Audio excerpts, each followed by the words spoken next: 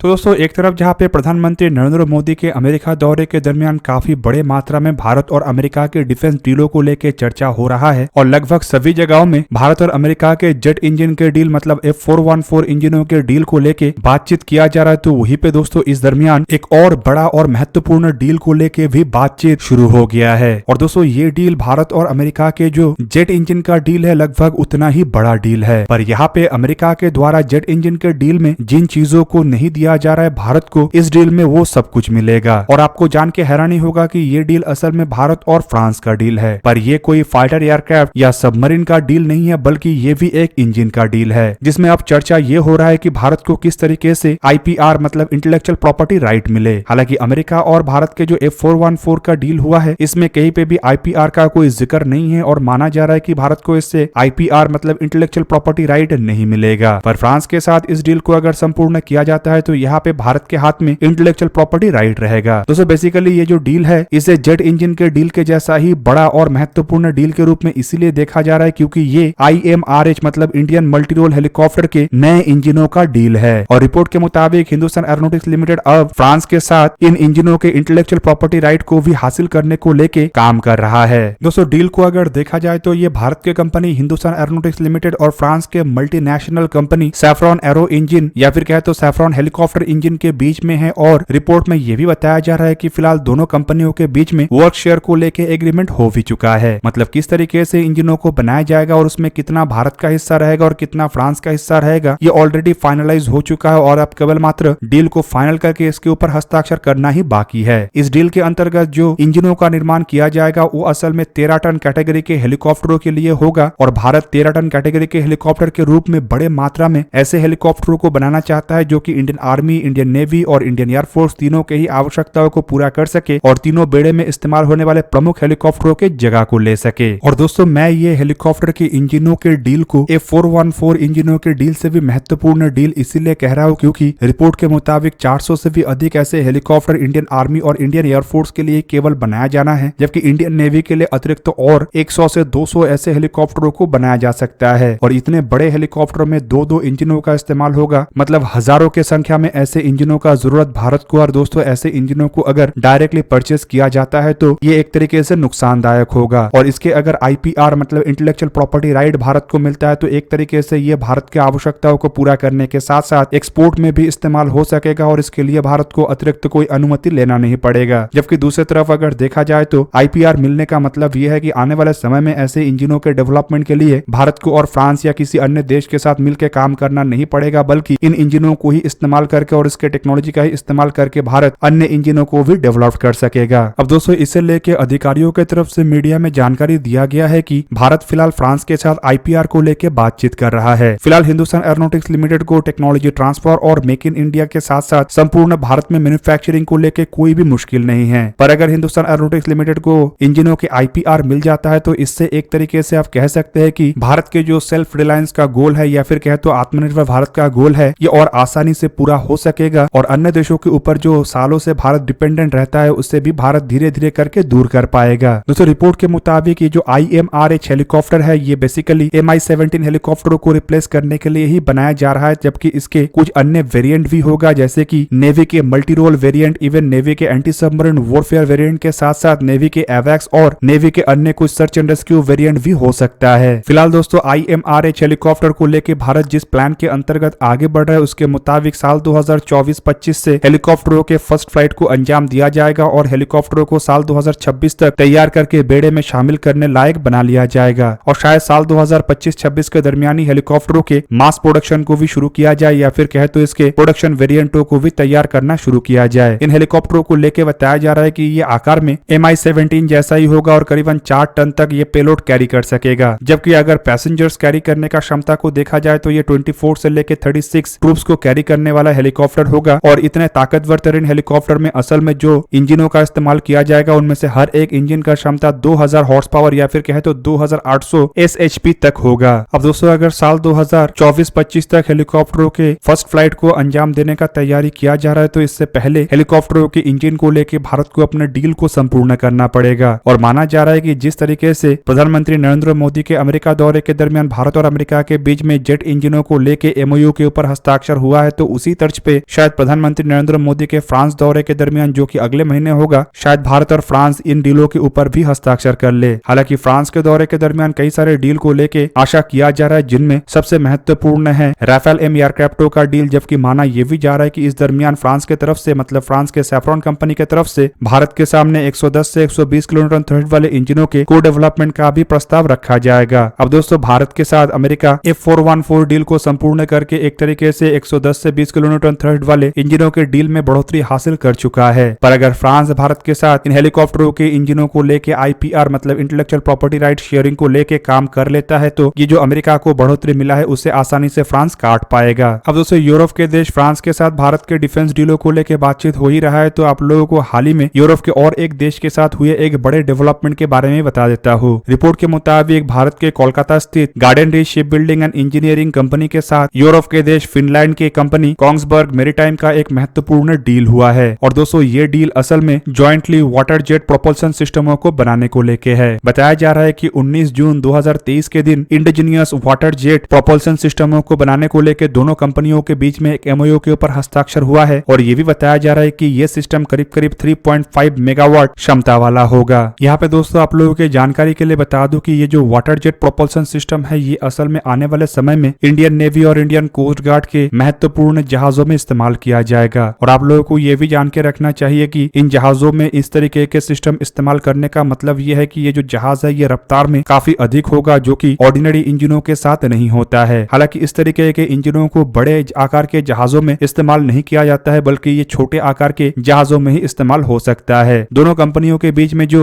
MOU हुआ है उसके अंतर्गत मेक इन इंडिया इनिशिएटिव और आत्मनिर्भर भारत के संकल्प को भी रखा गया है। और रिपोर्ट के मुताबिक ये जो MOU है ये असल में संपूर्ण रूप से इंडिजिनियस तरीके से ऐसे सिस्टमों के डेवलपमेंट को लेके है, जिसमें फिनलैंड के कंपनी कोंग्सबर्ग के तरफ से भारत को संपूर्ण रूप से मदद किया जाएगा। और दोस्तों, बीते कुछ महीने में अगर देखा जाए तो garden reach ship building and engineering की तरफ से कई सारे समझौते के ऊपर हस्ताक्षर किया जा चुका है, जिनमें ब्रिटेन के कंपनी रोल्स रॉयस के साथ भी एक MOU के ऊपर हस्ताक्षर हुआ था, जो बेसिकली एक हाई स्पीड मरीन डीजल इंजनों के को प्रोडक्शन को लेके है। रिपोर्ट के मुताबिक रोल्स रॉयस कंपनी के ये मरीन डीजल इंजन को garden reach ship building and marine engineering संपूर्ण रूप से भारत में बनाएगा। और इस तरीके के इंजनों का इस्तेमाल असल में नेवी और कोस्ट गार्ड के जहाजों में ही किया जाएगा। जबकि दूसरी तरफ garden reach ship building and marine engineering कुछ ही दिन पहले इंडियन नेवी के साथ भी 250 करोड़ रुपए के एक समझौते के ऊपर हस्ताक्षर किया है, जिसके अंतर्गत कंपनी के तरफ से 30 मिलीमीटर के नेवल सरफेस गनों को निर्माण करके इंडियन नेवी को सप्लाई किया जाना है। और दोस्तों, खाली इतना नहीं बल्कि बीते कुछ सालों में अगर garden reach ship building and marine engineering के अलग अलग अचीवमेंटों को देखा जाए तो कई सारे अलग अलग जहाजों को garden reach ship building and marine engineering की तरफ से निर्माण करके इंडियन कोस्ट गार्ड और इंडियन नेवी को सौंपा जा चुका है। दोस्तों, आप लोगों को ये भी जान के रखना चाहिए कि garden reach ship building and marine engineering फिलहाल नेवी और कोस्ट गार्ड के लिए कई तरीके के जहाजों को बना चुका है, जिनमें काफी फेमस कमोटा क्लास के कॉर्वेट से शुरू करके प्रोजेक्ट 17A क्लास के फ्रिगेट्स भी शामिल है। और अब तक garden reach ship building and marine engineering Indian navy के लिए guided missile frigate, corvette, fleet tanker, fast patrol vessel, amphibious warfare और हॉवरक्राफ्ट को भी बना चुका है। गार्डन रीच शिप बिल्डिंग ही कोची शिपयार्ड लिमिटेड के साथ मिलकर नेक्स्ट जनरेशन के anti submarine warfare shallow water craft का निर्माण कर रहा है। और रिपोर्ट के मुताबिक 16 ऐसे जहाजों में से 8 जहाज garden reach ship building and marine engineering बना रहा है। जबकि इसके अलावा गोवा शिपयार्ड के साथ मिलकर कंपनी के द्वारा 2500 टन के नेक्स्ट जनरेशन के ऑफशोर पेट्रोल वेसल का भी निर्माण कर रहा है। और दोस्तों, अगर अन्य प्रोजेक्टों को देखा जाए तो इनमें नीलगिरी क्लास के फ्रिगेट्स भी शामिल है, जो कि मजेगांव डॉकयार्ड के साथ मिलकर बनाया जा रहा है। और 7 जहाजों में से garden reach ship building and marine engineering 3 जहाजों का निर्माण कर रहा है।